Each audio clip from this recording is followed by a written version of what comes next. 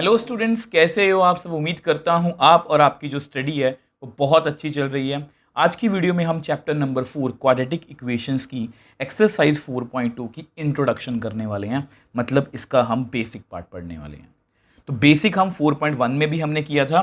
तो अगर आपको याद है तो मैंने आपको वहाँ पर सबसे पहले जब चैप्टर हमने स्टार्ट किया था तो इसमें हमने रोड मैप किया था।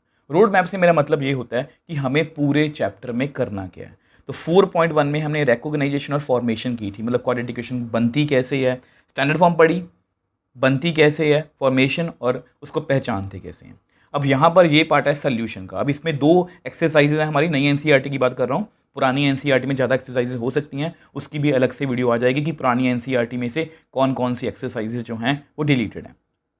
तो 4.2 की हम बात कर रहे हैं। तो 4.2 में क्या है, मेथड ऑफ फैक्टराइजेशन। तो बेसिकली हमें मेथड ऑफ फैक्टराइजेशन पढ़ना है, मतलब हमें जो क्वाड्रेटिक इक्वेशन है उसका सल्यूशन निकालना सीखना है। देखो मेरा तरीका वो नहीं है। देखो एक तो तरीका ये है कि मैं आपको एक ही वीडियो में पूरे चैप्टर की इंट्रोडक्शन दे दूं, सब कुछ एक ही वीडियो में बता दूं, उसके बाद 4.1, 4.2, 4.2 सभी एक्सरसाइजेस के क्वेश्चंस को क्रैम करने में हम लग जाएं। दूसरा तरीका ये है कि हमने 4.1 को का बेसिक पढ़ा और उसके हमने क्वेश्चंस और एग्जाम्पल्स को अच्छे से प्रैक्टिस किया। अब हम उसमें मास्टर हैं। अगर आप ये वीडियो देख रहे हो और 4.1 देख के आए हो, आपको पता है आपको 4.1 में कोई भी दिक्कत नहीं है। आपको फॉर्मेशन, पहचानना सब कुछ आता है।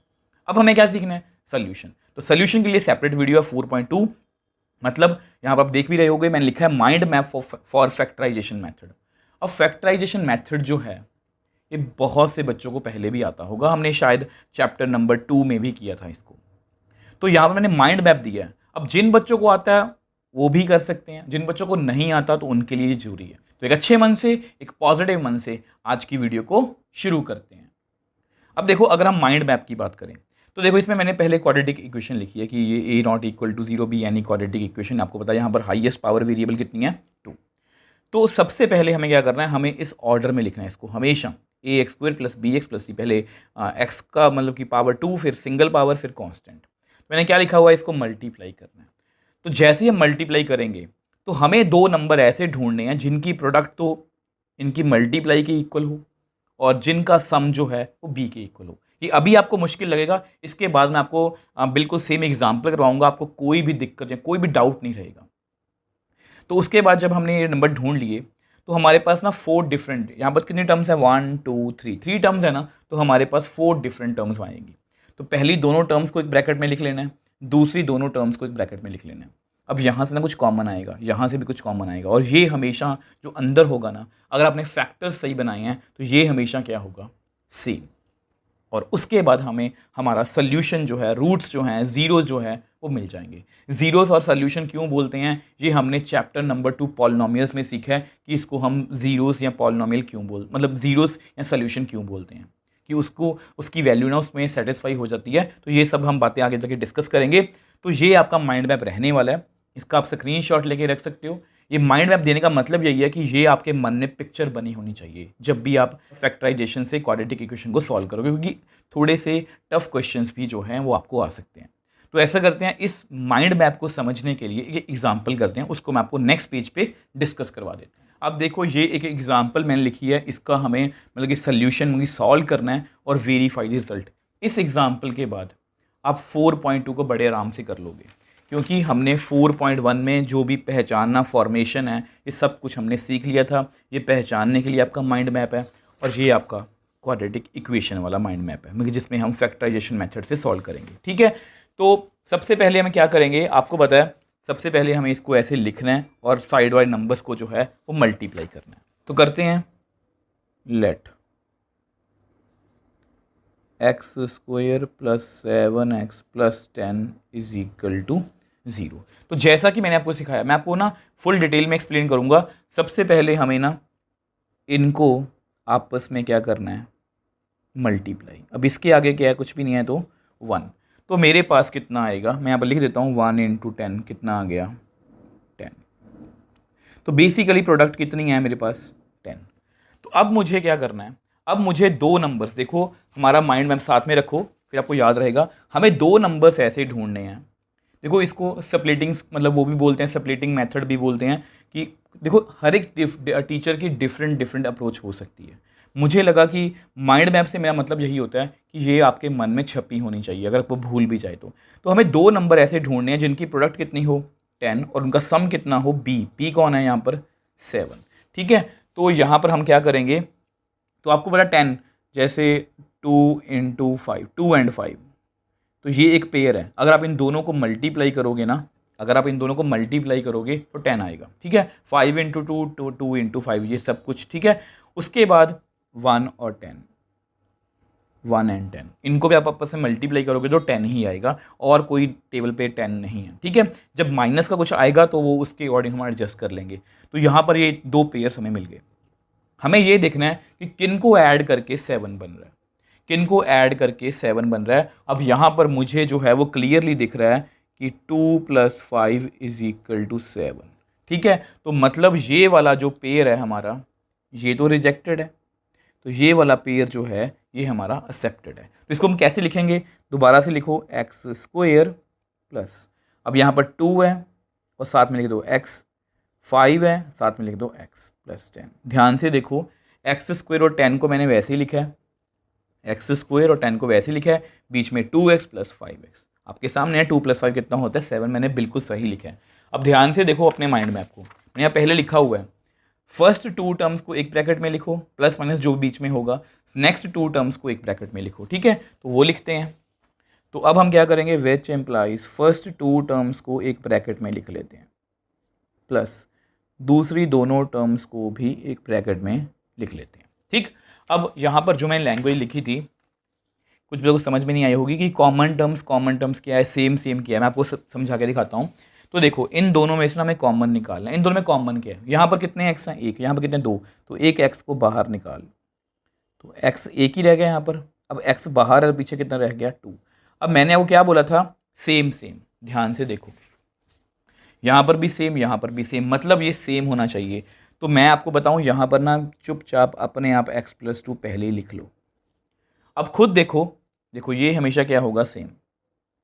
ये हमेशा क्या होगा, सेम, अगर आपने फैक्टर्स सही बनाए हैं तो। ठीक है, तो यहाँ पर आपको पता है यहाँ पर x + 2 है, मैं किससे मल्टीप्लाई करूँ कि 5x + 10 बन जाए, तो 5x 5 2 = 10, तो मैंने बिल्कुल सही लिखा है। अब हमें क्या करना है, x + 2 जो कॉमन टर्म है उसको बाहर निकाल लो। इसमें भी x + 2, इसमें भी x + 2 कॉमन ले लिया, अंदर कितना रह गया x, यहाँ पर कितना रह गया 5 = 0।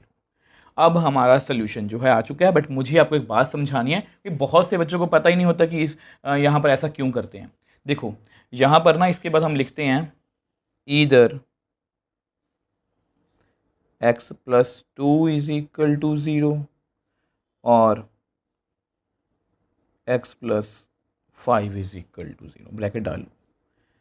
तो यहाँ पर हम ये लिखते हैं। अब इसका पर्पस क्या और लिखते क्यों है ये आपको पता होना चाहिए। देखो, अगर मैं कहूँ कि दो नंबर्स की प्रोडक्ट 0 है, तो अगर x 0 होगा तो 0 × y कितना आएगा, 0 ही आएगा। और अगर मैं आपको कहूँ कि y 0 है, x × 0 वो भी कितना आएगा, 0 = 0। अगर मैं आपको कहूँ दोनों 0 हैं तो भी 0 आएगा। मतलब अगर यहाँ पर भी दो नंबर्स की प्रोडक्ट 0 हो रही है, ये हो सकता है कि ये 0 हो जाए, ये हो सकता है कि ये 0 हो जाए, या ये भी हो सकता है कि दोनों 0 हो जाएं। तो अगर x + 2 = 0 है तो x की वैल्यू निकालनी है, तो इसको आप उधर ले जाओ, कितना आ गया -2। यहाँ पर 5 को उधर ले जाओ, कितना आएगा -5।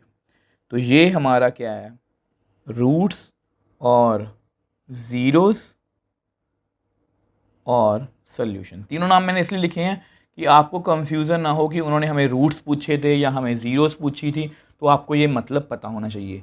ज़ीरोस क्यों बोलते हैं ये आपको अभी मैं बता दूंगा, रूट्स मतलब ये इसका नेम है, सोल्यूशन भी मैं आपको अभी बता दूंगा। देखो, ये मैंने पॉलिनोमियल्स में भी आपको बताया हुआ कि इसको ज़ीरोस या मतलब कि सोल्यूशन क्यों बोलते हैं, आपको याद होगा। ये देखो ज़ीरोस, ये रोड मैप एक्चुअली चैप्टर 2 का ये वीडियो अपलोड हो चुकी है, शॉर्ट्स वीडियो है ये, इसमें मैंने पूरे चैप्टर का आपको रोड मैप बताया। धीरे धीरे करके मैं सभी चैप्टर्स के ये रोड मैप जो है वो मतलब कि अपलोड कर दूंगा। तो यहाँ पर देखो, क्वाड्रेटिक इक्वेशन के मैक्सिमम 2 मतलब इसके मैक्सिमम 2 सोल्यूशन ही हो सकते हैं। तो यहाँ पर दोनों सोल्यूशंस जो हैं या दोनों रूट्स जो हैं वो हमें मिल चुके हैं। तो अब हमें इसको ना वेरीफाई करना है। एक बार जल्दी से इसको रिकॉल करते हैं। देखो, सबसे पहले लास्ट वाले नंबर्स को मल्टीप्लाई किया, 10 आया। हमें दो नंबर्स ढूंढने थे जिनकी प्रोडक्ट कितनी हो 10, 2 5 10, 1 × 10 10। ठीक है, अब हमें वो नंबर ढूंढना है, इन दोनों में से कौन सा पेयर रखना है जिसका मतलब जो इसके बराबर हो 7 के। तो वही मिल गया पेयर, स्प्लिट कर दिए दोनों को, कॉमन निकाल लिया, ये हमेशा सेम आएगा x+2 x+2, तो कॉमन निकाल लिया और अल्टीमेटली हमारे पास हमारा जो आंसर है वो आ गया। अब इसको हमें वेरीफाई भी करना है, क्योंकि कई क्वेश्चंस में लिखा होता है कि वेरीफाई करो। अब उसको हम नेक्स्ट पेज पे डिस्कस कर लेते हैं। तो अब देखो मतलब कि इस रिजल्ट को हमें वेरीफाई कैसे करना है और क्यों करना है, ठीक है। तो ये आपका सोल्यूशन है x -2 -5, तो इसमें वैल्यू फिल करते हैं, लेट x = -2, तो फिल करते हैं जहाँ पर भी x की वैल्यू है, ठीक है। तो -2 का स्क्वायर 4, 7 2 -14 + 10 = 0। तो 14 - 14 0 = 0। तो इस तरह से ये रिजल्ट जो है वो वेरीफाई हो गया। अब आपके दोनों आपको आंसर मिल जाएंगे। इसको हम सोल्यूशन क्यों बोलते हैं, क्योंकि x की वैल्यू -2 फिल करने से ये इक्वेशन सेटिस्फाई होगी। मतलब जो इसका वैल्यू लिखी हुई है ना 0 है, जब -2 फिल करते हैं तो इसका आंसर 0 आ जाता है, मतलब -2 इसको सेटिस्फाई कर रहा है, मतलब इसका सोल्यूशन है। और जीरोस क्यों बोलते हैं, क्योंकि इसको भरने से मतलब इसको फिल करने से इसका आंसर कितना आ रहा है, 0। सेम वे से लेट x = -5, तो वो भी फिल कर लेते हैं, जहाँ पर भी x है -5 फिल करो। तो -5 का स्क्वायर 25 -35 + 10 = 0। 35 - 35 = 0, तो 0 = 0। तो इस तरह से हमने दोनों रिजल्ट्स जो हैं वो वेरीफाई कर लिए, हैंस वेरीफाइड। तो वेरीफाइड को इतना इंपॉर्टेंट नहीं है, कई बार पेपर में लिखा होता है, तो आपको ये आना चाहिए कि वेरीफाइड का मतलब क्या होता है। इसमें मेन सीखने वाली बात यही है, इसमें जो मेन सीखने वाली बात वो यही है, ये माइंड मैप, मतलब ये क्वाड्रेटिक इक्वेशन को आपको सॉल्व करना आना चाहिए कि सॉल्व कैसे करते हैं। 2 मेथड हैं आपके सिलेबस में और फैक्टराइजेशन मेथड उनमें से एक है, तो ये आपको आना चाहिए किसी भी कीमत पर। और ये मान के चलो कि इसमें से ये क्वेश्चन हमें पक्का आएगा कि मतलब कि किसी क्वाड्रेटिक इक्वेशन को हमें फॉर्मेशन उसकी खुद से करनी है, मतलब स्टेटमेंट वाला क्वेश्चन जो फॉर्मेट 1 में किया था, और उसको हमें सॉल्व करना है। ये सबसे इंपॉर्टेंट है और मैंने अपने पूरे एफर्ट्स लगाए कि ये आपको मेथड अच्छे से समझ में आए। अगर आपको ये देखो इसको लेके कोई भी डाउट है, मुझे नीचे कमेंट बॉक्स में लिख सकते हो, मुझे इंस्टाग्राम या टेलीग्राम पर मैसेज भेज सकते हो, मैं आपका हमेशा रिप्लाई करने की कोशिश करता हूँ। अगर आपको वीडियो थोड़ी सी भी हेल्पफुल लगी है तो वीडियो को लाइक कीजिए, शेयर कीजिए और चैनल को सपोर्ट कीजिए।